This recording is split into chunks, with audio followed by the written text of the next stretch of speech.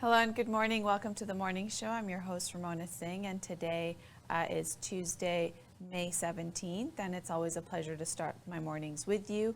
I'm going to bring you to what's happening today here in Canada, where the royal family, Prince Charles and his wife, Camilla, are in town. Actually, they're in St. John's. They kick off their tour of Canada, and they've made it a priority to make sure that they speak to the Indigenous communities in Canada. This tour is a 3-day tour that starts today. They start off in St. John's and they go on to Ottawa as well as Yellowknife.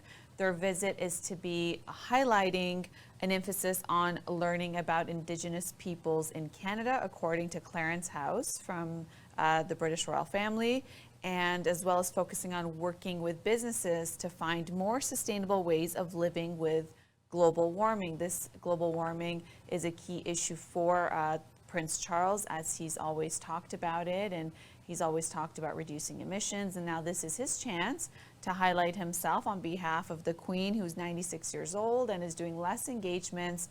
She is, after 75 years of being Queen and head of the state, she's essentially sent the royal family members to visit the different countries that are part of the Commonwealth. And Canada is a place where Prince Charles, who is next in line to take over the throne and be the King of England, is visiting here in Canada. Essentially, how do people feel about Charles becoming king? Well, we know that the Queen is much loved, and I think in most people's memories, she's been there for as long as they can remember, given that she has served for so long.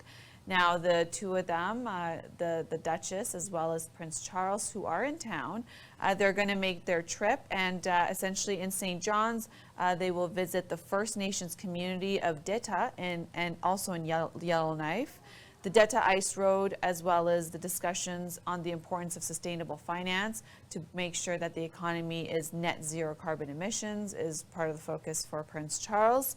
When it comes to how do Canadians feel, well, according to Angus Reid, they did an online poll, and with that online poll, 1,607 people responded in the survey, and in that they found that the how does the country Canadians feel about the monarchy? They found that 26% thought that Canada should remain a monarchy, and from that, the Queen was still favorable, and out of that, majority of the respondents thought 29% viewed Charles the same way, but 34% supported in keeping a constitutional monarchy under his rule. So essentially, he doesn't have the same polling numbers as his mother, but this is his way of positioning himself to show what King Charles will be like, and given him that he'd be the head of state after his mother.